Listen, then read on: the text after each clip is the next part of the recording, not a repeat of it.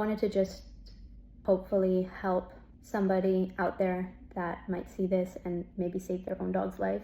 The minute you send something off with your dog, get them to a vet. When you notice something alarming, check their gums.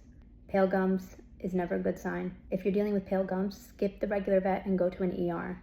When you don't quite know exactly what is going on, even if it's cancer, if a mass is found, if it's emergency, you have to be at a specialty hospital. They can perform life-saving measures. If you have the means, skip both an x-ray and an ultrasound and jump straight to a CAT scan.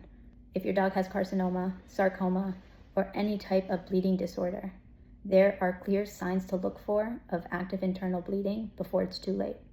It ultimately can save their life, and it can also give you time you may need to decide how you choose to move forward.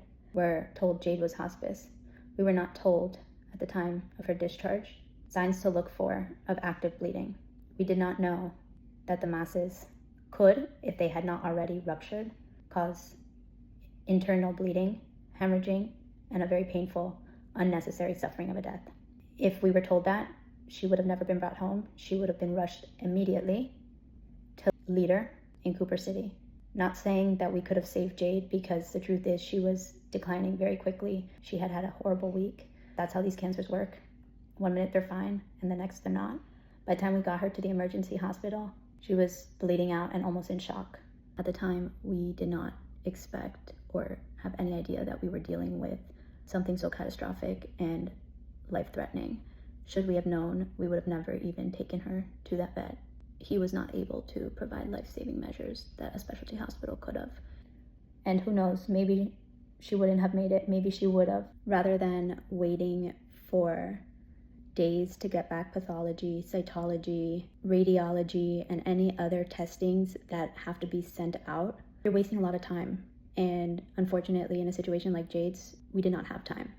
So for us, we had frustration because our questioning to the vet, is this something that we should consider transferring her right away, was just continuously brushed off, stating, let's just wait for results to get in. Why tell someone to wait when you're willing to do everything and anything for a dog?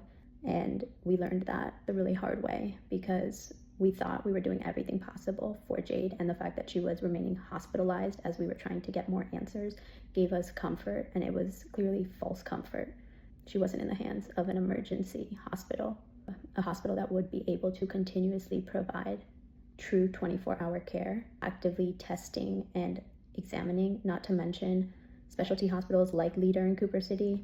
This is what they're dealing with on a daily basis. So when it comes to these life-threatening or even cancer diagnosis, they see these in sometimes the most horrible states that have good intentions, but unfortunately, sometimes waiting for results can cost a life. And should we have skipped our general vet and hospitalizing her there, she could have been in the hands of specialty surgeons and doctors and an oncologist team.